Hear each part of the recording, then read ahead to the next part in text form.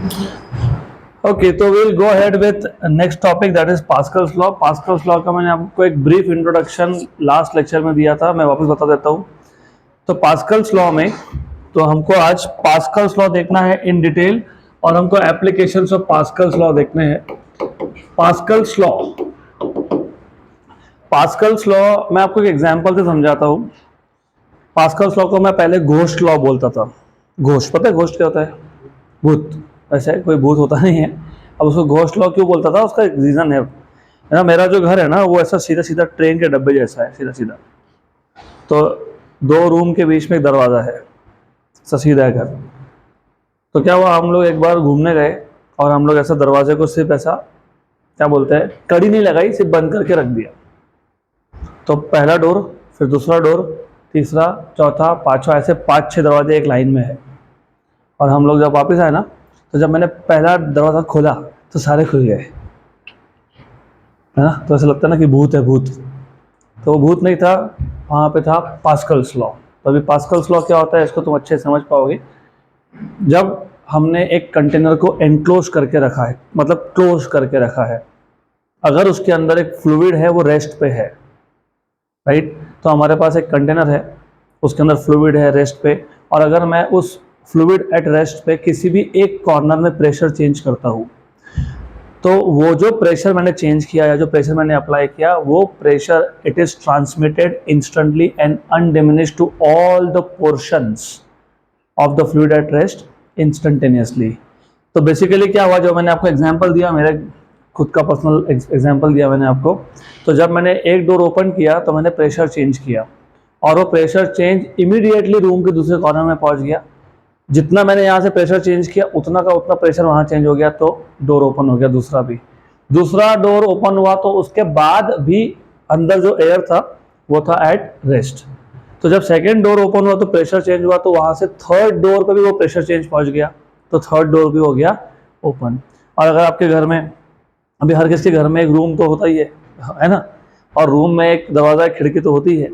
तो करके देखो, सब सब कुछ बंद कर दो, door and all the Windows just close it. फिर उसके बाद फैन वैन सब बंद होना चाहिए। फिर उसके बाद डोर को सिर्फ ओपन करके देखो। तो अगर विंडो है ना, विंडो का जो आपका जो पैनल होता है, जो भी होगा, कांच होगा खिड़की में, वो it start vibrating. It is because तुमने डोर ओपन किया, तो जो प्रेशर चेंज हुआ, वो pressure change as it is हर जगह पे पहुंच गया। तो इसको बोलते हैं पास्कल्स लॉ। मैं आपको पास्कल्स लॉ का स्टेटमेंट बताऊंगा, मैं आपको डायग्राम से समझा ही देता हूँ पास्कल्स लॉ क्या है। तो हमारे पास एक कंटेनर है, इस कंटेनर में एक फ्लूइड है एट रेस्ट। तो remember, you have a container in which you have fluid at rest. यहाँ पे fluid is at rest, completely at rest. Okay, then हमने इसमें, लेट अस से हम लोग इसमें 3 प्रेशर मीटर लगा देते हैं। Pressure meter is a meter which measures the pressure. तो यहाँ पे एक प्रेशर मीटर है, इमेजिन यहाँ पे एक प्रेशर मीटर लगा दिया, और इमेजिन यहाँ पे भी एक प्रेशर मीटर लगा दिया।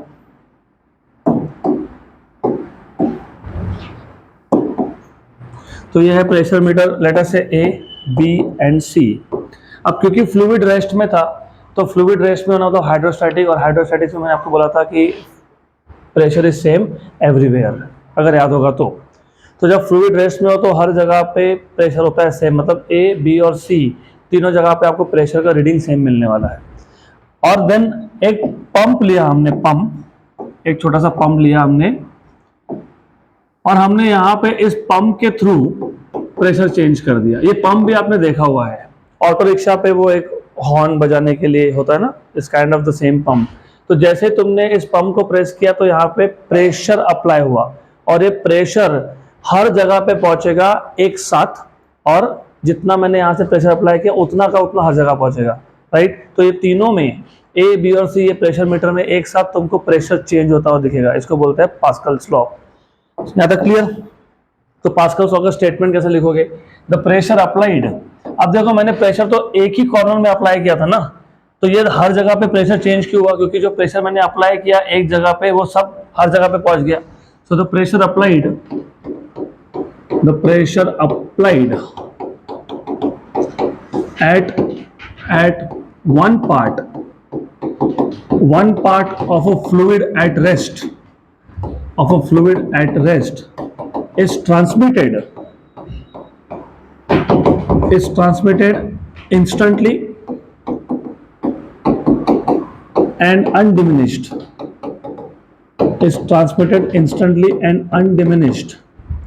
to all the portions of the fluid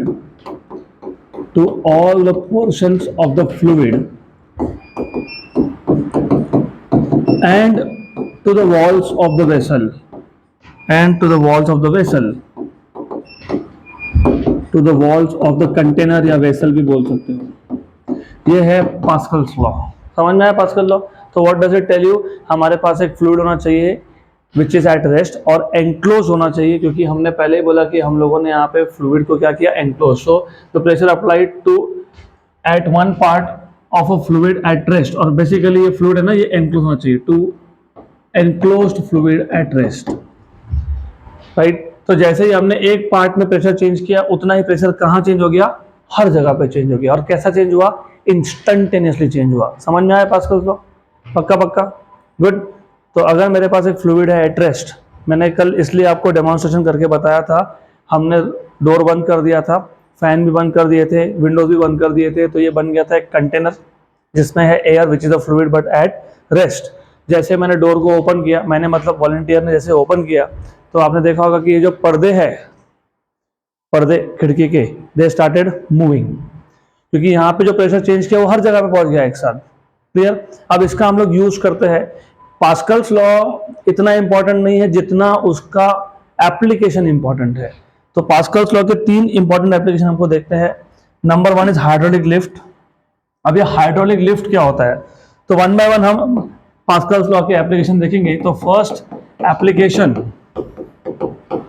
applications of Pascal's law में पहला एप्लीकेशन है हाइड्रोलिक लिफ्ट।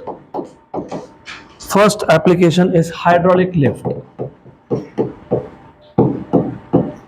अब ये हाइड्रोलिक लिफ्ट क्या होता है? आपने अगर जहां पे 4 व्हीलर या बड़े बड़े गाड़ी का सर्विसिंग होता है वो देखा होगा, ठीक है ना? 2 व्हीलर की बात नहीं कर रहा हूं मैं, 4 व्हीलर या फिर ट्रक्स। तो जब उनका वॉशिंग करना होता है या सर्विसिंग करना होता है, तो आपने देखा होगा कि वो एक प्लेटफॉर्म पे गाड़ी को रखते हैं और वो प्लेटफॉर्म ऊपर जाता है, मतलब लिफ्ट होता है। लेकिन यू नो टिपिकली एक कार का वेट कितना होता है? 1000 किलोग्राम मास है उसका, इंटू जी कर लोगे तो वेट बन जाएगा। तो कार इज हेवी, कार तो हेवी है, लेकिन उससे बड़े व्हीकल जैसे ट्रक्स वो और भी हेवी है। तो अगर हमको ट्रक्स को लिफ्ट करना है तो बहुत ज़्यादा फोर्स लगेगा, है ना, क्योंकि इट इज हेवी। तो हेवी व्हीकल्स को लिफ्ट करने के लिए हम जो लिफ्ट सिस्टम यूज करते हैं उसको क्या बोलते हैं? Hydraulic lift. तो हमको एक हेवी व्हीकल को लिफ्ट करना है, लेकिन ज़्यादा हमको एनर्जी नहीं यूज करनी, ज़्यादा फोर्स नहीं लगाना, तो उसके लिए हम लोग पास्कल्स लॉ यूज कर लेते हैं। तो हाइड्रोलिक लिफ्ट होता क्या है? तो बेसिकली एक टैंक है, इस टैंक में 2 चेंबर है। तो in this tank you have 2 chambers, और जानबूझ के एक चेंबर का क्रॉस सेक्शनल एरिया ज्यादा है, दूसरे का छोटा है, और इस चेंबर में देयर इज वाटर क्यों? कोई भी फ्लूइड चाहिए, नॉट नेसेसरी कि वाटर ही हो, लेकिन वाटर इज इजीली अवेलेबल, और दूसरा वाटर तो हमको फ्री में ही मिलता है, तो हम लोग वाटर यूज कर लेते हैं फिर। तो एक बहुत बड़ा टैंक है, ये टैंक अंडरग्राउंड होता है तो तुमको दिखने को नहीं मिलेगा। तो देयर इज अ टैंक में 2 सेक्शंस है, 2 चेंबर्स है। एक चेंबर का क्रॉस सेक्शन एरिया ज्यादा है, दूसरे का क्रॉस सेक्शन एरिया कम है। ओके, तो ऐसा है। और इन दोनों के ऊपर एक प्लेटफॉर्म लगा दिया, यहां पे भी प्लेटफॉर्म लगा दिया, यहां पे भी एक प्लेटफॉर्म लगा दिया। Okay, good. देन ये जो छोटा वाला चेंबर है ना, ये प्लेटफॉर्म मतलब बेसिकली पिस्टन होता है, it can move up and down. इसका क्रॉस सेक्शनल एरिया A1 है, इसका क्रॉस सेक्शनल एरिया A2 है, और हमको दिख ही रहा है कि A2 is very very greater than A1, है ना। A2 is very greater than A1, A2 is very greater than A1। तो A2 by A1 is very very greater than 1। अभी याद रखना है। अब हमने क्या किया, जो हैवी व्हीकल है जिसको हमको लिफ्ट करना है, जिसको हमको ऊपर उठाना है, उसको रख दिया इस बड़े क्रॉस सेक्शन के प्लेटफॉर्म पे या फिर पिस्टन पे, और दूसरे साइड पे हमने छोटा सा फोर्स लगा दिया, स्मॉल फोर्स। रिमेंबर, हमने एक स्मॉल F1 फोर्स लगाया डाउनवर्ड्स। फोर्स क्या प्रोड्यूस करता है? प्रेशर। तो यहाँ पे क्या जनरेट हो गया? प्रेशर। ये फ्लूइड था, यस। ये एनक्लोज्ड है, यस। ये एट रेस्ट है, यस। तो पास्कल्स लॉ एप्लीकेबल है, यस। तो जैसे तुमने यहाँ पे प्रेशर लगाया, what is Pascal's law telling you? The pressure applied to enclosed fluid at rest is transmitted instantly and undiminished to all the portions, all the parts। तो यहां जितना मैंने प्रेशर लगाया वो प्रेशर हर जगह पे पहुंच गया, तो यहां भी पहुंच गया। लेकिन पास्कल्स लॉ के according pressure at this point and at that point is same. तो P1 इक्वल टू क्या आ गया? P2। लेकिन प्रेशर क्या होता है? Force upon area. तो F1 by A1 equal to F2 by A2। Clear यहां तक? गुड। तो यहां से तुमको मिल जाएगा F2 इक्वल टू, A2 को यहां लेके आ जाओ, तो A2 को यहां लेके आ जाओ, A2 by A1 into F1। बराबर? सही है, कुछ नहीं किया, A2 को यहां लेके आया, फिर F1 को भी शिफ्ट करता हूं, तो ये F1 आ गया, ये F2 है, नीचे F1 है। यहां तक क्लियर? लेकिन A2 बाई A1 क्या था? क्या था? Very very greater than 1। इसका मतलब F2 बाई F1 क्या है फिर? अगर F2 बाई F1 ये A2 बाई A1 है और A2 बाई A1 ये वेरी वेरी ग्रेटर देन 1 है, तो F2 बाई F1 भी क्या है? Very very greater than 1। इसका मतलब F2 is very very greater then F1। तो रिमेंबर आपने क्या किया था? आपने यहां पे एक स्मॉल फोर्स लगाया, डाउनवर्ड फोर्स। वो स्मॉल फोर्स यहां पे आके बन गया लार्ज फोर्स, डाउनवर्ड फोर्स, और यहां पे क्या बन गया? वो अपवर्ड फोर्स। तो small downward force F1 applied at the smaller piston is converted to a large upward force at the other piston. तो ऐसे आप हैवी ऑब्जेक्ट को लिफ्ट करते हो। तो मैं वापस समझा देता हूँ, बहुत इंटरेस्टिंग है। पास्कल्स लॉ में हम लोग जब एक पॉइंट पे प्रेशर चेंज करते हैं, लेकिन किसकी बात कर रहे हो? फ्लूइड एट रेस्ट की, एनक्लोज फ्लूइड एट रेस्ट की। अगर आप एक पॉइंट पे प्रेशर चेंज करोगे तो वो चेंज इन प्रेशर या वो अप्लाइड प्रेशर हर जगह पे जाएगा इंस्टेंटली एंड अनडिमिनिश्ड। तो इसका यूज कर लिया। कैसे यूज किया? हमने ले लिया एक टैंक, ये टैंक बना लिया, और उसमें हमने कर दिए दो सेक्शंस, दो चेंबर्स। उसमें से जानबूझ के इंटेंशनली हमने रखा है एक चेंबर को बड़ा, एक को छोटा। तो जो छोटा चेंबर है उसमें हमने एक पिस्टन रख दिया। पिस्टन मतलब एक प्लेटफॉर्म होता है which can move up and down, और यहाँ पे भी एक पिस्टन है। ये जो पिस्टन है इसका एरिया है A1, और ये जो पिस्टन है इसका एरिया है A2। और हमको दिख रहा है डायग्राम से कि A2 is very very greater than A1, मतलब A2 बाई A1 की वैल्यू जो है वो वेरी वेरी ग्रेटर देन 1 आ गई। गुड। और इसमें इस टैंक में था फ्लूइड, और नॉर्मली यहाँ पे वाटर ही यूज कर लेते हैं हम लोग। वाटर यूज करने का रीजन बहुत सिंपल है कि वाटर बहुत इजीली अवेलेबल होता है। नंबर 2, वाटर हमको फ्री में ही मिल जाता है। ऑफ कोर्स हम लोग बहुत थोड़ा सा पैसा भरते हैं यहाँ पे और हमको वाटर मिल जाता है, तो that is why water can be used. हमको तो फ्लूइड से मतलब था, तो फ्लूइड, वाटर भी तो फ्लूइड है। हाँ, यहाँ पे हमको लिक्विड चाहिए, we can not use gases here, तो वी नॉर्मली यूज लिक्विड्स, तो मैंने वाटर यूज कर लिया। अब ये जो बड़ा वाला प्लेटफॉर्म है इसके ऊपर हमने रख दिया एक हेवी व्हीकल जिसको हमको लिफ्ट करना था। तो यहाँ पे एक हेवी व्हीकल इसको हमको लिफ्ट करना है, और क्योंकि वो हेवी व्हीकल है उसको लिफ्ट करना है तो बहुत ज़्यादा फोर्स लगेगा। और मैं अगर इलेक्ट्रिकल, यहाँ पे अगर मैं मोटर लगाता हूँ तो डेफिनेटली मोटर शायद ही इतना हेवी लोड लिफ्ट करने का कैपेबल हो, तो शायद नहीं भी हो सकता है। तो हमने क्या किया, फिर यहाँ पे एक स्मॉल फोर्स लगा दिया F1 डाउनवर्ड डायरेक्शन में। उस स्मॉल फोर्स ने यहाँ पे प्रोड्यूस कर दिया प्रेशर P1। ये जो प्रेशर P1 है हर जगह पे जाएगा और यहाँ पे भी आ जाएगा P2, लेकिन according to Pascal's law pressure will be same, तो P1 इक्वल टू P2। लेकिन प्रेशर क्या होता है? Force upon area. तो F1 by A1 equal to F2 by A2। तो F2 by F1 equal to A2 by A1, लेकिन A2 by A1 क्या है? Greater than 1, very very greater than 1। तो F2 बाई F1 भी क्या आ गया, वेरी वेरी ग्रेटर देन 1। तो F2 क्या आ गया, very very greater then F1। तो एक स्मॉल डाउनवर्ड फोर्स बन गया एक large upward force, and that is how you can lift a vehicle. Good, interesting. तो फिजिक्स का यूज कहाँ कहाँ करते हैं हम लोग, इसको बोलते हैं हाइड्रोलिक लिफ्ट। अब पास्कल्स लॉ का सेकेंड एप्लीकेशन है हाइड्रोलिक प्रेस। हाइड्रोलिक प्रेस और हाइड्रोलिक प्रेस और हाइड्रोलिक लिफ्ट, इसमें एकदम माइन्यूट डिफरेंस है, बहुत ही छोटा डिफरेंस है, लगभग दोनों सेम है। अब ये हाइड्रोलिक प्रेस कहाँ यूज होगा मैं बताता हूं। हाइड्रोलिक लिफ्ट और हाइड्रोलिक प्रेस, उसमें एक छोटा सा डिफरेंस क्या है ये भी बताता हूं। हाइड्रोलिक लिफ्ट में आपके पास नीचे एक टैंक था, टैंक में 2 चेंबर है, चेंबर में लिक्विड है, उसके बाद यहाँ पे एक पिस्टन है, वहाँ पे एक पिस्टन है, यहाँ पे तो सेम है।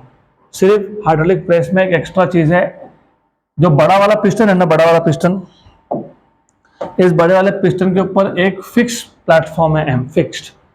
ये एम प्लेटफॉर्म मूव नहीं होता, ये फिक्स है, ठीक।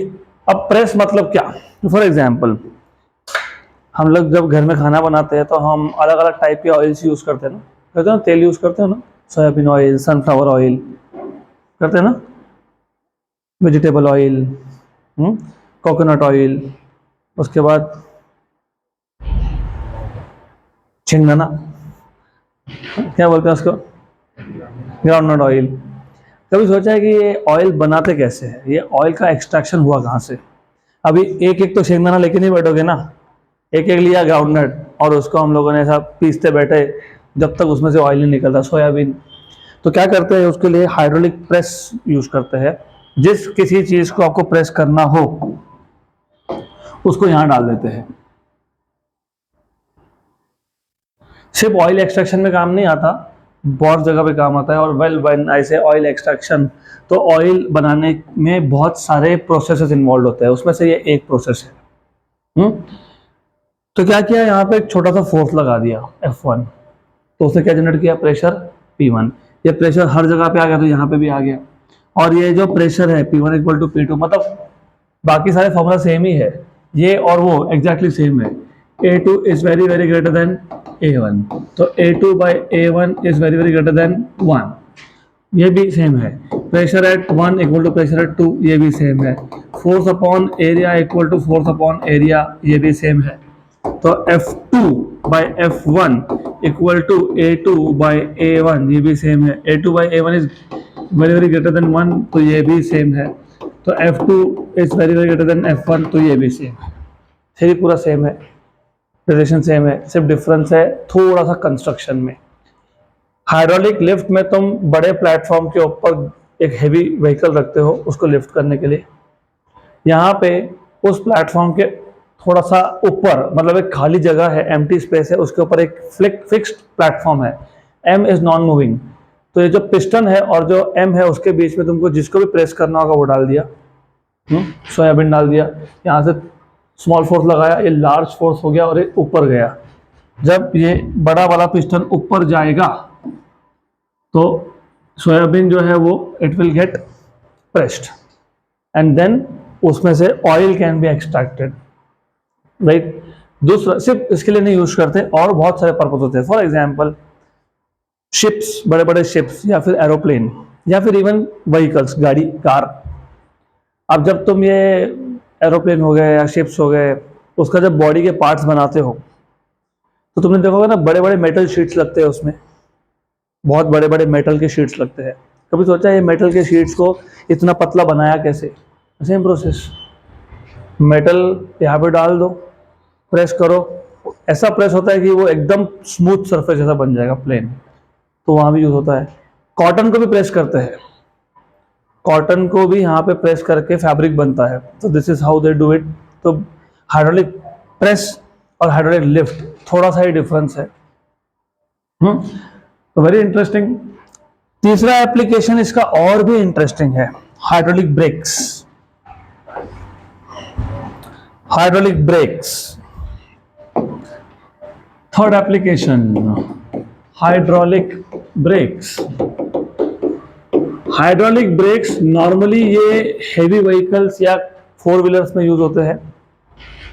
तो उस केस में फॉर एग्जांपल, अभी आप लोग गाड़ी शायद नहीं भी चलाया होगा लेकिन पता तो होगा ही, कार के ड्राइवर सीट के पास में 3 पेडल्स होते हैं अगर मैनुअल ट्रांसमिशन है तो।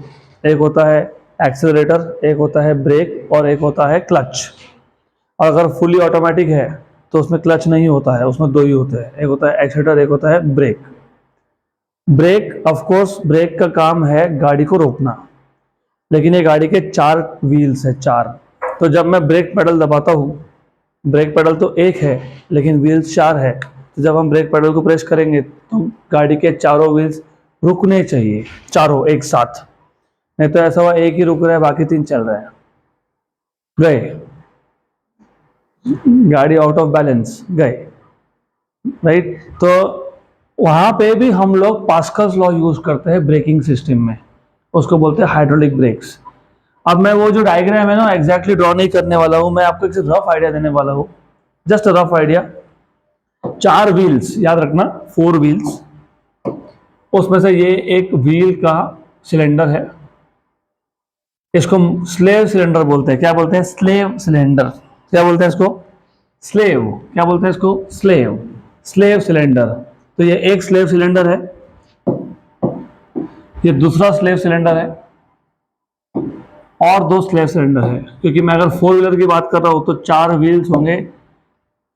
इसको स्लेव क्यों बोलते हैं मैं बताता हूँ 5 मिनट में, और इसको स्लेव बोलते हैं, इतना पता होना चाहिए। स्लेव, ये स्लेव सिलेंडर्स है। और एक को बोलते हैं मास्टर, तो यहां पे है मास्टर सिलेंडर, यहां पे आ गया मास्टर सिलेंडर। ये master cylinder is connected to brake pedal, जो ड्राइवर के पाव के पास में पेडल होता है ना, उसको कनेक्ट होता है ये ब्रेक पेडल को। यहां पे एक ब्रेक पेडल है, ऐसा है, गुड। और ये चारों स्लेव सिलेंडर और ये master cylinder, they are connected to each other through hydraulic tubes. Hydraulic tubes, यहां पे ट्यूब होगा, ट्यूब में फ्लूइड होगा, उस फ्लूइड को आप बोलते हो ब्रेक ऑयल। क्या बोलते हैं? या तो ब्रेक फ्लूइड। गुड। जब गाड़ी का ब्रेक नहीं लगे तो नॉर्मली ऐसा बोलते हैं कि एक बार ब्रेक ऑयल चेक कर लो, होता है ना ऐसा, ब्रेक ऑयल कम हो गया तो फिर गाड़ी का ब्रेक लगता नहीं है। तो ब्रेक ऑयल को यहाँ पे बोला है आपके इसमें ब्रेक फ्लूइड। क्या बोला है? ब्रेक फ्लूइड, ठीक है। तो अभी मैंने जैसे बताया कि मैं ये अप्रोक्सीमेट डायग्राम ड्रॉ कर रहा हूँ, मैं एग्जैक्ट डायग्राम ड्रॉ नहीं कर रहा हूँ, मैं सिर्फ आपको बता रहा हूँ कि सिस्टम ऐसा होता है। एग्जैक्ट डायग्राम आपको जरूरत भी नहीं है, exact diagram you don't need, जरूरत होगी तो नोट्स में है। It is just for you to understand how does this braking system work and very interesting। तो ऐसा है, गुड। और इसके अंदर है ब्रेक फ्लूइड, तो यहाँ पे है ब्रेक फ्लूइड, हर जगह पे यहाँ पे है ब्रेक फ्लूइड। और मास्टर एंड स्लेव क्यों बोला?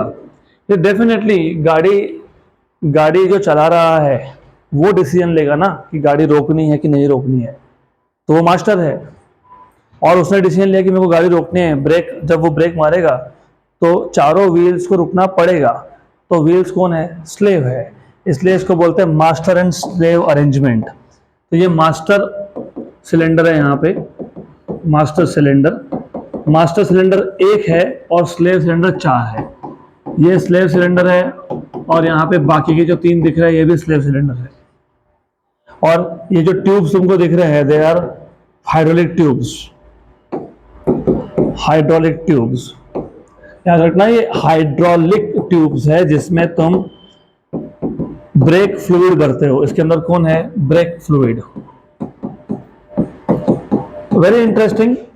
अगर ड्राइवर ने डिसाइड किया कि गाड़ी रोकनी है तो ड्राइवर क्या करेगा? ड्राइवर सिर्फ ये जो मास्टर पिस्टन है ना, मास्टर पिस्टन, इसको अंदर की तरफ प्रेस करेगा, अंदर की तरफ, इनवर्ड्स। तो उसकी वजह से यहां पे प्रेशर चेंज हो गया या प्रेशर अप्लाई हो गया।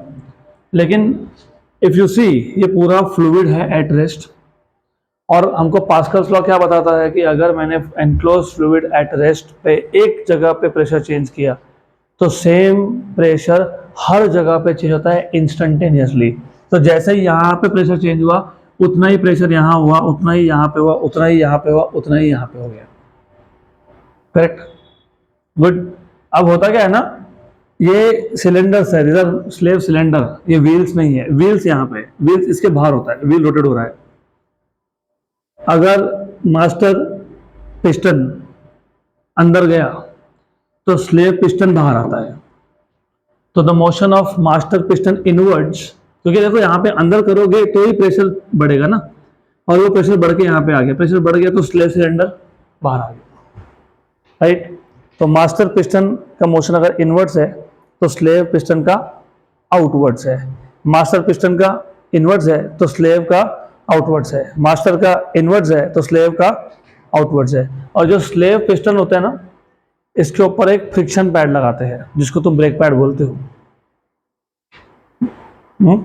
और वो जो रोटेटिंग व्हील है, रोटेटिंग व्हील, तो वो रोटेटिंग व्हील में एक ड्रम होता है, ड्रम। तो जैसे ये मास्टर पिस्टन बाहर आया, उसके ऊपर फ्रिक्शन पैड था, वो रोटेटिंग व्हील के ड्रम में गया, व्हील रोटेट हो रहा था, फ्रिक्शन पैड अंदर गया। फ्रिक्शन क्या करता है? अपोज। तो वो जो व्हील रोटेट हो रहा है उसको अपोज करेगा, मतलब अपोजिंग टॉर्क देगा, और this is how brakes are applied और गाड़ी रुकती है, राइट। आपके टू व्हीलर्स में भी फ्रिक्शन पैड होता है। अगर कभी गाड़ी लेके गए हो रिपेयर करने के लिए, ब्रेक नहीं लग रहा तो पहले तो वो ब्रेक वायर टाइट करेंगे, फिर भी ब्रेक नहीं लग रहा तो बोलेंगे इसका रबर खराब हुआ है या इसका पैड खराब हुआ है। गुड। तो ये सारा वर्क करता है किस पे? Pascal's law. इंटरेस्टिंग। मैं एक बार सीक्वेंस वापस समझा देता हूँ।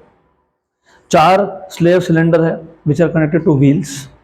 एक मास्टर सिलेंडर है जो ड्राइवर के पाव के पास में देखने को मिलेगा तुमको।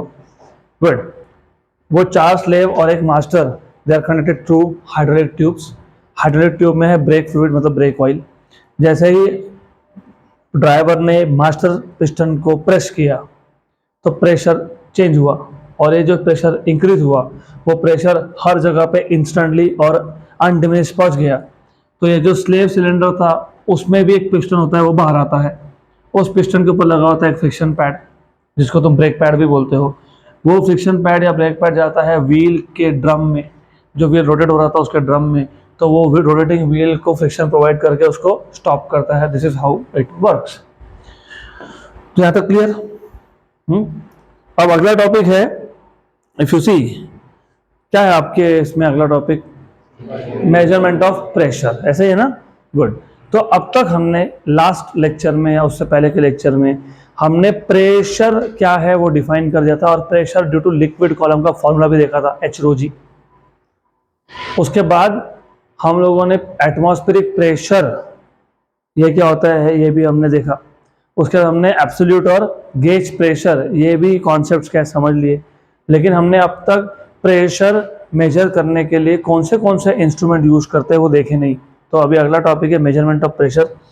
तो मेजरमेंट ऑफ प्रेशर में हमको 2 टाइप के इंस्ट्रूमेंट सीखने हैं। Measurement of pressure,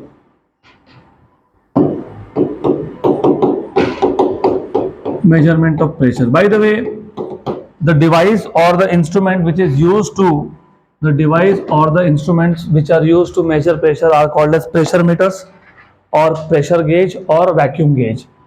So the device or instrument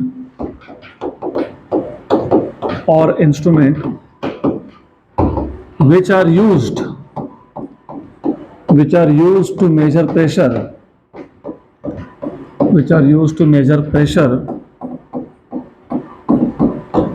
are known as या तो प्रेशर मीटर बोलोगे या इसको बोलोगे प्रेशर गेज,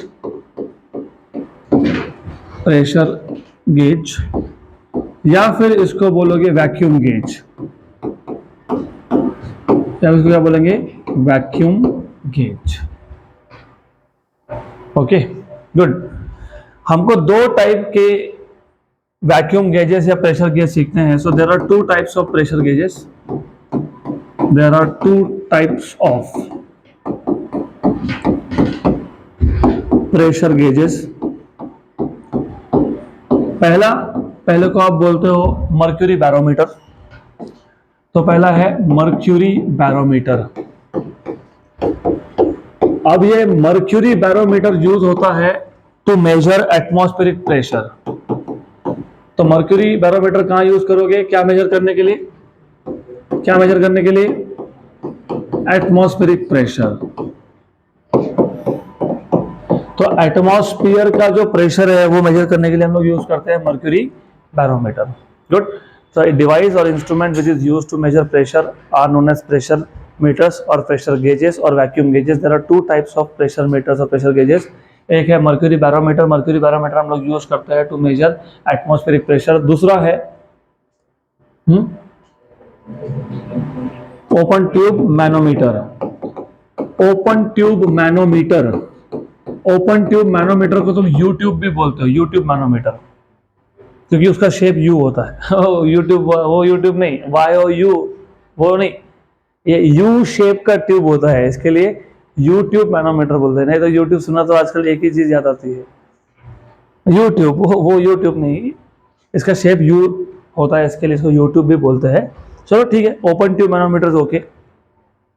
और ये जो ओपन ट्यूब मैनोमीटर है ना, it is use to measure gauge pressure. To measure gauge pressure. अगर आपको याद होगा गेज प्रेशर क्या है, तो मैं एग्जांपल देता हूं, जस्ट एन एग्जांपल। अगर मेरे घर में गैस सिलेंडर है, ऑफ कोर्स गैस सिलेंडर तो अंदर गैस है, तो मुझे उस गैस का प्रेशर मेजर करना है, उसको हम लोग बोलेंगे गेज प्रेशर। क्योंकि अगर आपको याद होगा, मैंने कल ही बताया एब्सोल्यूट प्रेशर और गेज प्रेशर का डिफरेंस। एब्सोल्यूट प्रेशर होता है total pressure due to column of liquid या फिर गैस एंड एटमॉस्फेयर। याद है ना, P equal to P0 plus H rho g. तो एब्सोल्यूट प्रेशर टोटल प्रेशर होता है। टोटल मतलब लिक्विड का या फिर गैस का प्लस एटमॉस्फेयर का। और गेज प्रेशर क्या होता है? ओनली ड्यू टू लिक्विड या फिर ड्यू टू गैस। तो सिलेंडर के अंदर गैस है, मुझे सिर्फ उसका प्रेशर मेजर करना है, मुझे एटमॉस्फेयर का प्रेशर नहीं चाहिए। किसका चाहिए? सिर्फ गैस का। ठीक, तो वो कौन सा प्रेशर है? गेज प्रेशर है। तो गेज प्रेशर के लिए आप लोग जो इंस्ट्रूमेंट यूज करोगे उसको क्या बोलोगे? Open tube manometer. बराबर। अब एक एक करके देखते हैं कि ये वर्क कैसे करते हैं। बहुत सिंपल, बहुत इंटरेस्टिंग, वेरी इंटरेस्टिंग फिनोमेना। अब एक कंफ्यूजन होगा तुमको, वो नहीं हो इसलिए पहले बता देता हूं। एटमॉस्फेरिक प्रेशर हमने ऑलरेडी मेजर करके रखा है, कल के लेक्चर में मैंने बताया था। एटमॉस्फेरिक प्रेशर मेजर करने के लिए हमने अर्थ के एटमॉस्फेयर का हाइट लिया था 8 किलोमीटर, मतलब 8000 मीटर, और डेंसिटी ऑफ एयर लिया था 1.29 और जी की वैल्यू थी 9.8। ये सारा का सारा आप मल्टीप्लाई करके आपको मिलेगा 1.013 इंटू 10⁵ पास्कल। वो थ्योरेटिकल वैल्यू है, वो हम लोगों ने थियरी से मेजर किया, किसी इंस्ट्रूमेंट से नहीं किया। यहाँ जो मैं बोल रहा हूँ ना, मर्क्यूरी बैरोमीटर, ये एक इंस्ट्रूमेंट है। तो अगर मैं इंस्ट्रूमेंट यूज करके एटमॉस्फेरिक प्रेशर मेजर कर रहा हूँ तो मुझे कितना वैल्यू मिलना चाहिए? इतना ही मिलना चाहिए, जितना थियरी से मेरा उतना का उतना इंस्ट्रूमेंट से मिलना चाहिए। तो देखते हैं मिलता है कि नहीं। तो जो पहले टाइप का इंस्ट्रूमेंट हमको देखना है वो है मर्क्यूरी बैरोमीटर। बहुत सिंपल इंस्ट्रूमेंट है, एक्सट्रीमली सिंपल। और टॉरेसली नाम का साइंटिस्ट था, उसने सबसे पहले ये इंस्ट्रूमेंट बनाया था, आगे नाम आएगा टॉरेसली। तो ये इंस्ट्रूमेंट क्या है? It is just a glass tube. एक ग्लास ट्यूब है 1 मीटर लॉन्ग। कितना मीटर? 1 मीटर। कितना मीटर? 1 मीटर। 1 मीटर मतलब कितना सेंटीमीटर होता है? हाँ, पता नहीं। 1 मीटर मतलब कितना होता है? 100 सेंटीमीटर। तो इसका लेंथ कितना है? 100 सेंटीमीटर।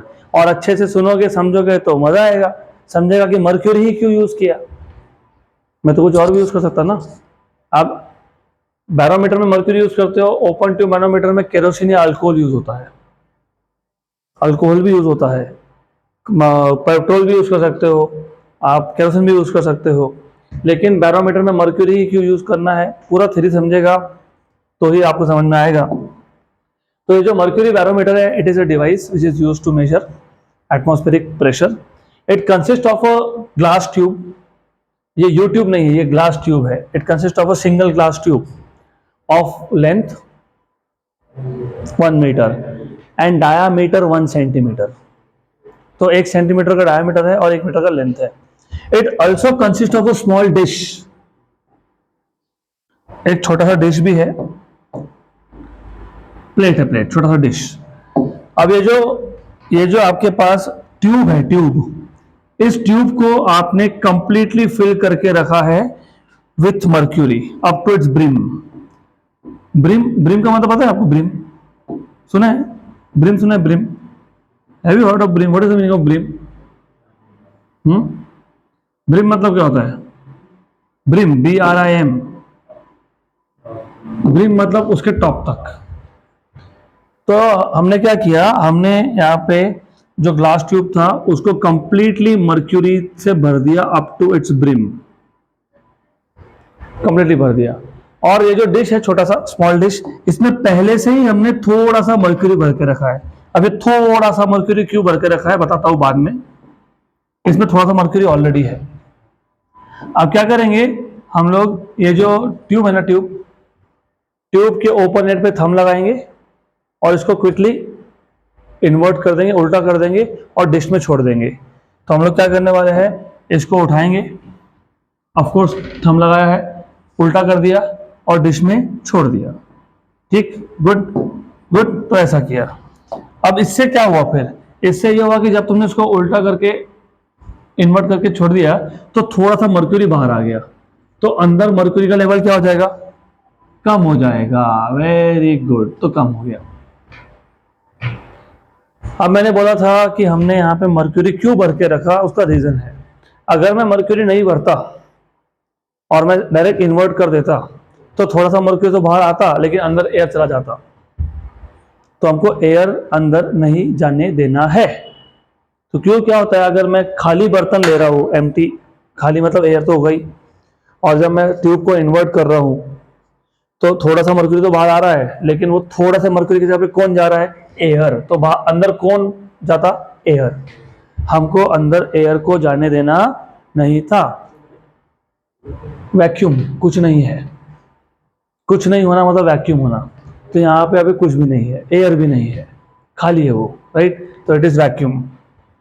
और ये जो वैक्यूम बना, इस वैक्यूम को बोलते हैं टॉरिसिलिस वैक्यूम। टॉरिसिलिस वैक्यूम, टॉरिसिली नाम का साइंटिस्ट था जिसने ये बैरोमीटर बनाया था, इसलिए इस वैक्यूम को बोल दिया टॉरिसिलिस वैक्यूम। यहां तक समझ में आई? समझ में आई यहां तक? अब हमको बैरोमीटर क्यों यूज करना है? क्यों यूज करना है? To measure atmospheric pressure. अब देखो कैसा होता है, हम इसमें 3 पॉइंट्स इमेजिन कर लेते हैं। एक पॉइंट लेते हैं हम लोग eight the free surface of mercury, मतलब यहाँ पे eight the free surface of mercury. अब मर्क्यूरी के फ्री सरफेस तो 2 जगह पे है, अंदर भी है और बाहर भी है।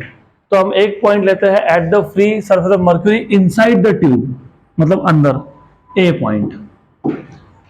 एक पॉइंट इमेजिन करते हैं at the free surface of mercury outside the tube, C point. Good. और एक पॉइंट लेते हैं B which is at same horizontal level as that of C but inside the tube. तो एक पॉइंट बी हम लोग इमेजिन करते हैं जो पॉइंट सी और बी दोनों का हॉरिजॉन्टल लेवल क्या है? सेम है। हॉरिजॉन्टल लेवल क्या है? सेम है। सिर्फ बी कहां है? इनसाइड द ट्यूब है, और सी कहां है? आउटसाइड द ट्यूब है, याद रखना। तो हमने 3 पॉइंट्स इमेजिन किए। ये सब इमेजिनरी कॉन्सेप्ट है, तो इमेजिन ही कर रहे हैं हम लोग। Point A which is eight the free surface of mercury but inside the glass tube. Point C, which is at free surface of the mercury but outside the glass tube, and point B, which is at the same horizontal level as that of C but inside the tube. समझ में आया? ये 3 point कहाँ कहाँ लिए समझ में आया? क्योंकि अब इसके आगे जो थ्योरी आने वाला है ना, उसमें तुमको ये बार बार करना पड़ेगा। तुमको 2 पॉइंट हमेशा लेने पड़ेंगे सेम हॉरिजॉन्टल लेवल पे, हमेशा। अब ऐसा क्यों किया वो भी समझ लो। हमको क्या फाइंड करना था? Atmospheric pressure. तो अगर आप नोटिस कर रहे हो, सी पॉइंट के डायरेक्ट ऊपर कौन है? एयर। एयर मतलब कौन है? एटमॉस्फेयर। तो आपको याद है किसी भी एक पॉइंट पे प्रेशर क्यों आता है? क्योंकि उस पॉइंट के ऊपर जो फ्लूइड है वो वहां पे क्या एक्सर्ट करता है? Downward force. सही है। सी पॉइंट के ऊपर कौन है?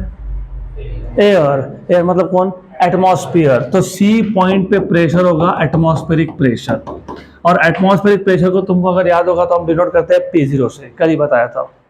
ठीक, क्लियर। अब जब दो पॉइंट्स सेम हॉरिजॉन्टल लेवल पे हो, अगर दो पॉइंट, दो क्या 10 पॉइंट हो, 50 पॉइंट हो, 1000 पॉइंट हो, 10,000 पॉइंट हो, ये हॉरिजॉन्टल लेवल है। इस हॉरिजॉन्टल लेवल पे जितने भी पॉइंट्स होंगे उन सब पे प्रेशर होता है सेम। क्या होता है, तो बी और सी पे प्रेशर क्या आएगा, सेम। तो I can write down PC equal to PB, क्यू, since B and C are at same level, सही है, same horizontal level, of course horizontal level same है, वर्टिकल नहीं। याद है, क्लियर, पक्का पक्का, श्योर। लेकिन अगर आपको याद होगा मैंने बताया था कि एक पॉइंट, अभी भी बताया, एक पॉइंट के ऊपर, एक पॉइंट पे प्रेशर कैसे निकलता है, उस पॉइंट के ऊपर क्या क्या है। अगर उस पॉइंट के ऊपर एक लिक्विड है तो वो भी क्या लगाएगा, प्रेशर। उसके ऊपर दूसरा लिक्विड है तो वो भी क्या लगाएगा, प्रेशर। तीसरा तो क्या लगाएगा, प्रेशर। तो बी पॉइंट के ऊपर मर्क्यूरी का एक कॉलम है जिसका हाइट कितना है, H। तो बी पॉइंट पे मर्क्यूरी क्या लगाएगा, प्रेशर। Very good. तो pressure at point B equal to H rho g. याद है क्या, प्रेशर क्या होता है, H रो जी। तो मर्क्यूरी का हाइट कितना है, H। उसके ऊपर कौन सा पॉइंट है, A, तो प्लस प्रेशर एट A। लेकिन प्रेशर एट A क्या है, 0। क्यों, वैक्यूम है, उधर कुछ भी नहीं है। तो अगर 0 है तो आपको मिल जाएगा PB equal to H rho ji plus 0, मतलब PB equal to H rho g. Equation number 3।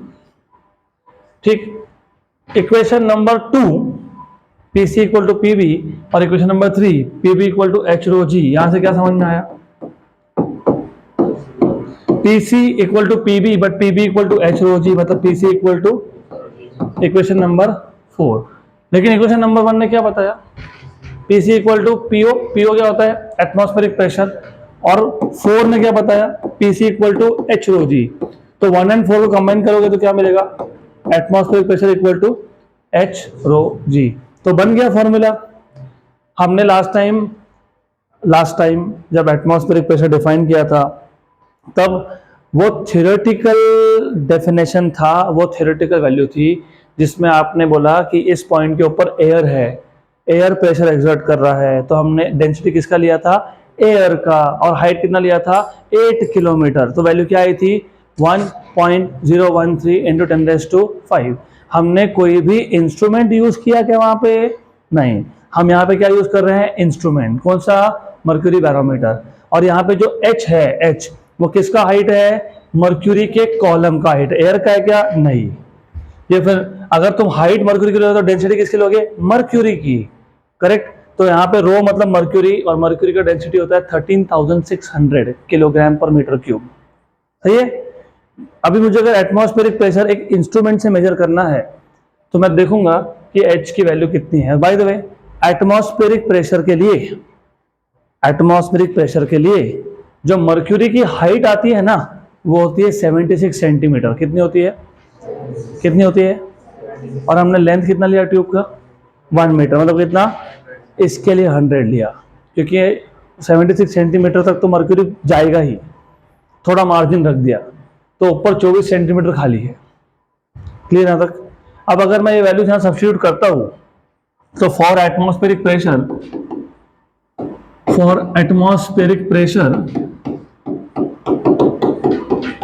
ये जो हाइट आता है, हाइट मर्क्यूरी का, वो कितना आता है, 76 सेंटीमीटर। उसको अगर मैं मीटर में कन्वर्ट करूं तो 0.76, और डेंसिटी ऑफ मर्क्यूरी कितना होता है, 13,600 किलोग्राम पर मीटर क्यूब, और जी की वैल्यू कितनी होती है, 9.8 मीटर पर सेकेंड स्क्वायर। अब मैं बताता हूँ कैलकुलेट करके। एटमॉस्फेरिक प्रेशर की वैल्यू क्या आई थी हमारी, 1.013 इंटू 10⁵, मतलब 1,01,013 ऐसा आया था। याद रखना ये, बराबर, गुड। अब देखो H कितना है, 0.76, डेंसिटी कितना है 13,600 और जी कितना है 9.8, क्या आया 101292, मतलब लगभग लगभग उतना ही आया। तो इसको मैं लिख सकता हूं, प्रेशर को मैं लिख सकता हूं 1.0129 इंटू 10⁵ पास्कल, और हमारा भी तो वही आया था 1.013। तो थियोरेटिकल वैल्यू और एक्सपेरिमेंटल वैल्यू मतलब measured with the help of instrument है सेम, राइट, करेक्ट, गुड। अब मैं वापस रिपीट करता हूं ये, लेकिन ये रिपीट करने से पहले मर्क्यूरी ही क्यों यूज किया बताओ। ना उसका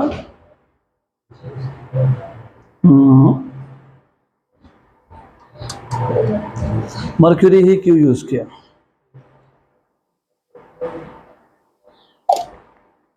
कुछ और भी तो यूज कर सकते थे ना, केरोसिन, अल्कोहल, वाटर, नींबू शरबत। नींबू शरबत यूज कर सकते, ऑरेंज जूस। मर्क्यूरी क्यों यूज किया? उसका सिंपल सा रीजन है, मर्क्यूरी के केस में हाइट कितना आया, 1 एटमॉस्फेयर प्रेशर के लिए हाइट कितना आया 76 सेंटीमीटर, 76 सेंटीमीटर।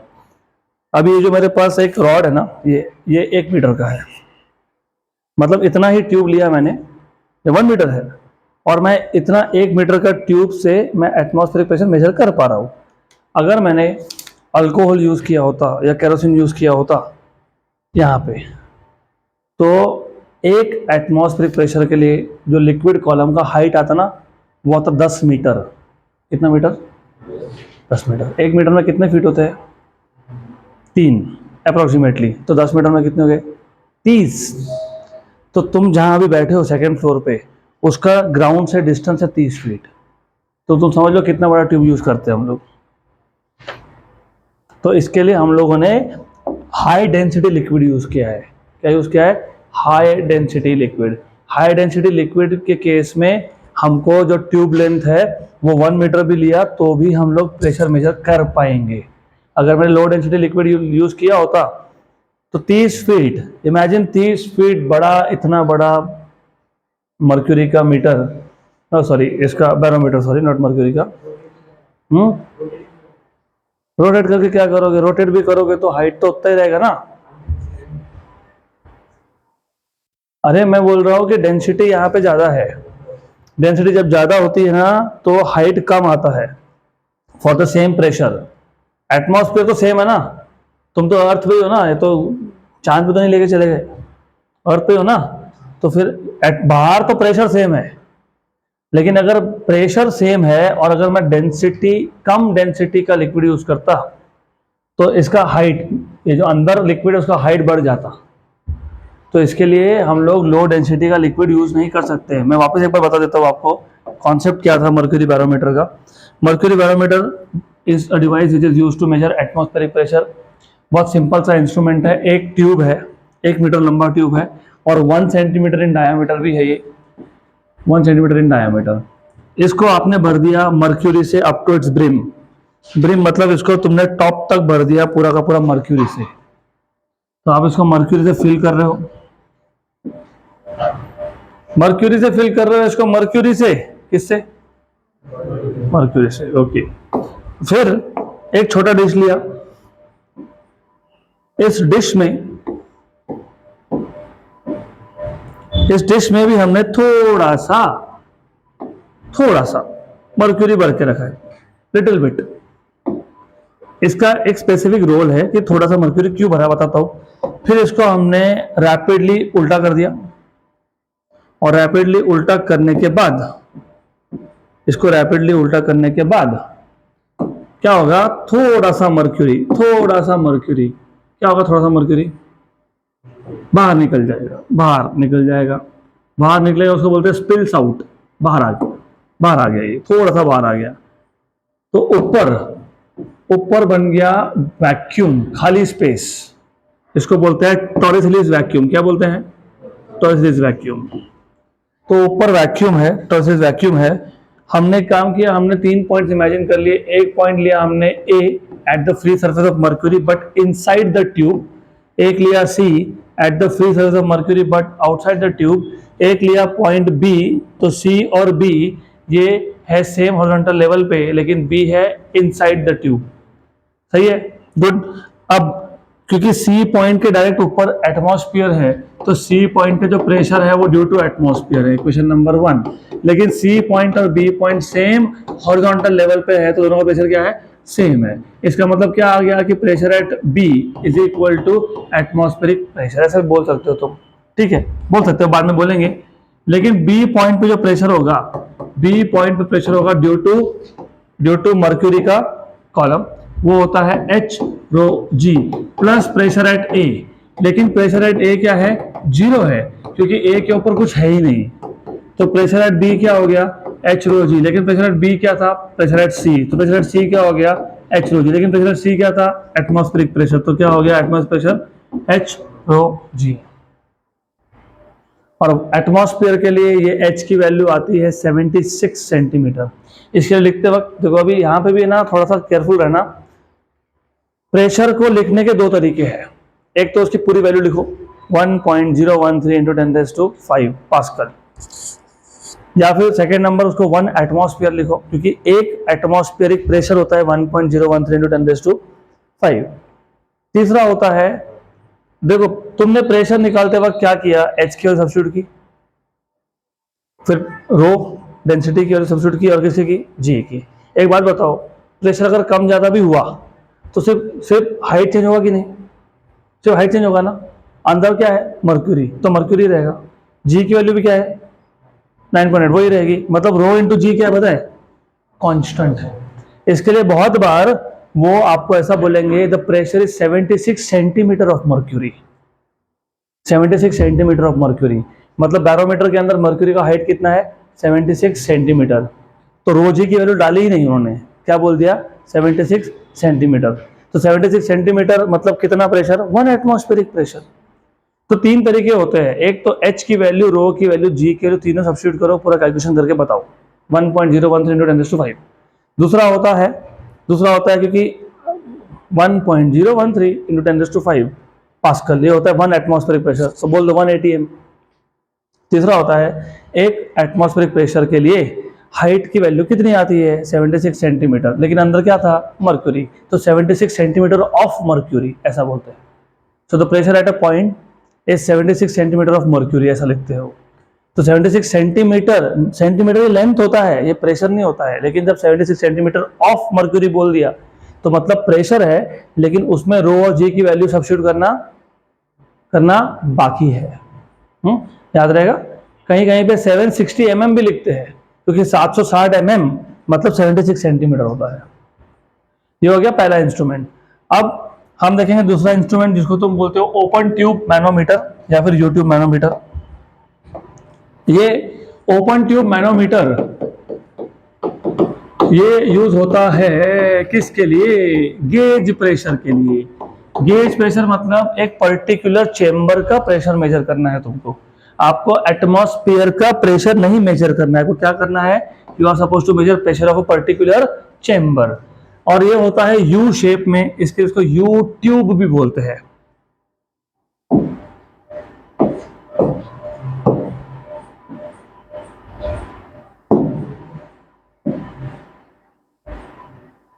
यूट्यूब भी बोलते हैं इसको।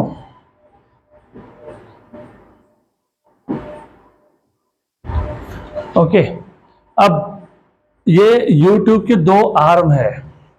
आपको पता होगा मैनो का मतलब होता है आर्म, लैटिन में मैनोमीटर। तो यहाँ पे तुम देख रहे होंगे तुम्हारे दो हाथों जैसे दो आर्म है। ओके, अगर मैंने इन दोनों के दोनों आर्म्स को ओपन रखा टू द एटमॉस्फेयर और मैंने लिक्विड भर दिया इसके अंदर, तो मैं क्या कर रहा हूं, मैं यहाँ पे लिक्विड भर रहा हूं। क्या कर रहा हूं मैं यहाँ पे, लिक्विड फिल कर रहा हूं। कहाँ पे, इस पूरे ट्यूब में। और ये दोनों ट्यूब के दोनों आर्म क्या है, ओपन टू एटमॉस्फेयर है। मतलब इस पॉइंट के ऊपर कौन है, एटमॉस्फेयर, इसके ऊपर कौन है, एटमॉस्फेयर। तो दोनों ट्यूब में लिक्विड के ऊपर कौन है, एटमॉस्फेयर। तो लेवल क्या आएगा, सेम। तो दोनों आर्म्स में लिक्विड का लेवल क्या आएगा, सेम। और पूरा लिक्विड भरा हुआ, नीचे पूरा लिक्विड भरा हुआ है, कौन सा लिक्विड भरा हुआ है, यहाँ पे तुम मर्क्यूरी नहीं यूज करते, यहाँ पे तुम यूज करते हो लो डेंसिटी लिक्विड जैसे कि केरोसिन या फिर अल्कोहल या फिर पेट्रोल। गुड।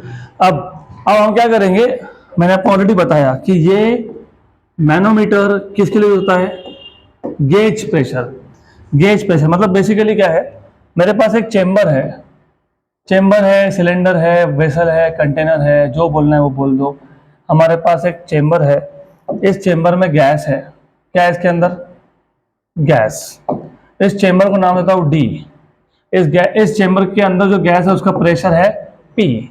हमको मेजर करना है प्रेशर, तो हमने क्या किया, हमने ना ऐसा कर दिया, हमने ये जो चेंबर था ये इस मैनोमीटर के एक आर्म को कनेक्ट कर दिया। कहाँ कनेक्ट कर दिया, कहाँ कनेक्ट कर दिया, मैनोमीटर के एक आर्म को। कहाँ कनेक्ट कर दिया, मैनोमीटर के एक आर्म को। कहाँ कनेक्ट कर दिया, मैनोमीटर के एक आर्म को। बहुत इंपॉर्टेंट इसलिए बोल रहा हूं, एक आर्म को। तो एक आर्म में जो लिक्विड था उसके ऊपर किसका प्रेशर है, इसके अंदर जो गैस है उसका, मतलब जो चेंबर में गैस है उसका प्रेशर है। तो यहां पे जो आर्म आपने सिलेंडर के साथ कनेक्ट किया है उसमें जो लिक्विड का लेवल है वो डाउन हो जाता है। तो यहाँ पे जो लिक्विड का लेवल है ना वो डाउन हो जाएगा और दूसरी साइड पे लिक्विड का लेवल रहेगा अप। तो जब आपने दोनों के दोनों आर्म डायरेक्टली एटमॉस्फेयर को एक्सपोज करके रखे थे, डायरेक्टली एटमॉस्फेयर को एक्सपोज करके रखे थे, उस केस में लेवल क्या था, सेम था। अभी लेवल सेम है क्या, नहीं। सही है। तो वापस से वही काम करूंगा, यहां पे एक पॉइंट इमेजिन करूंगा सी, और सेम हॉरिजॉन्टल लेवल पे यहां पे भी कर लूंगा एक पॉइंट इमेजिन बी, और यहां कर लूंगा एक पॉइंट इमेजिन ए। सही है। तो मेथड इज वेरी सिमिलर। जैसे पिछले केस में तुमने 3 पॉइंट लिए, यहां पे भी तुमने 3 पॉइंट लिए। सिर्फ पिछले केस में क्या था कि सी पॉइंट के डायरेक्ट ऊपर कौन था, एटमॉस्फेयर। यहां पे सी पॉइंट के ऊपर कौन है, गैस। गैस, रिमेंबर याद रखना, गैस। और सी पॉइंट पे प्रेशर क्या होगा, गैस का प्रेशर। लेकिन गैस के प्रेशर को क्या नाम दिया है, पी। तो पी इक्वेशन 1। पिछले केस में सी पॉइंट के ऊपर कौन था, एटमॉस्फेयर, तो पीसी क्या था, एटमॉस्फेरिक प्रेशर पी नॉट। यहां पे क्या आएगा, पी। लेकिन सी और B they are at same level, तो पीसी इक्वल टू क्या आ जाएगा, पीबी इक्वेशन 2। लेकिन बी के ऊपर ये लिक्विड का कॉलम है, उसका हेड कितना है, एच। तो पीबी इक्वल टू क्या होगा, H rho ji plus pressure at A. लेकिन ए पॉइंट के ऊपर कौन है, एटमॉस्फेयर है, एटमॉस्फेयर है। तो फिर क्या लिखेंगे, PB equal to H rho ji plus P naught. Correct. लेकिन PB is equal to PC, लेकिन PC is equal to P, और ये पी था प्रेशर इनसाइड द चेंबर। लेकिन ये एब्सोल्यूट प्रेशर है कि नहीं, एब्सोल्यूट। गेज प्रेशर कैसे डिफाइन करते हो, गेज प्रेशर कैसे डिफाइन करते हो, एब्सोल्यूट प्रेशर में से क्या माइनस करते हो, हाँ, एटमॉस्फेरिक प्रेशर। तो सिर्फ इसको यहां लेके आ जाओ, तो P माइनस पी नॉट क्या आ गया, H रो जी। तो क्या मिल गया, गेज प्रेशर। तो मतलब सिर्फ ये हाइट मेजर कर लो, दोनों आर्म्स में डिफरेंस कितना है, H वो मेजर कर लो, उसको डेंसिटी से मल्टीप्लाई करो। किसकी डेंसिटी, ये जो लिक्विड यूज किया उसका डेंसिटी से, और किससे मल्टीप्लाई करोगे, G से। तो क्या मिल जाएगा, गेज प्रेशर। तो कंटेनर के अंदर जो गैस था उसका प्रेशर तुमने मेजर कर लिया, पक्का, राइट। तो मैं एक बार वापस बता देता हूं, open tube manometer is a U-shaped tube, glass tube, one arm of which is connected to the container whose pressure is to be measured। Container का प्रेशर मतलब कंटेनर के अंदर जो गैस है उसका प्रेशर। ठीक, हमने फिर 3 पॉइंट इमेजिन कर लिए, A B and C. C point के ऊपर डायरेक्टली कंटेनर में जो गैस है उसका प्रेशर है, तो P C equal to P है। लेकिन सी और बी सेम हॉरिजॉन्टल लेवल पे है, तो P B equal to P C है। लेकिन बी पॉइंट के ऊपर ये जो लिक्विड तुमने लिया है उसका कॉलम है, तो एच रो जी है, और ए पॉइंट है तो प्लस पी ए है। लेकिन ए पॉइंट के ऊपर कौन है, एटमॉस्फेयर, तो पी ए इक्वल टू कौन है, एटमॉस्फेरिक प्रेशर है, तो पी बी क्या हो गया, एच रो जी प्लस पी नॉट। लेकिन ये बी पी बी ये कौन था, पी सी, लेकिन ये पी सी कौन था, पी, तो पी क्या हो गया, एच रो जी प्लस पी नॉट, ये आ गया एब्सोल्यूट प्रेशर। अगर मैंने एटमॉस्फेरिक प्रेशर माइनस कर लिया तो क्या मिल गया, गेज प्रेशर। डन, खत्म। तो अब अगर आपको याद होगा, मैंने आपको बताया था कि इस चैप्टर के टोटल 3 पार्ट्स है, hydrostatics, surface tension and hydrodynamics, जिसको तुम फ्लूइड डायनामिक्स भी बोलते हो। तो यहाँ पे आपका हाइड्रोस्टैटिक्स का पार्ट हो गया खत्म। हम अगले सेशन में चालू करेंगे सरफेस टेंशन।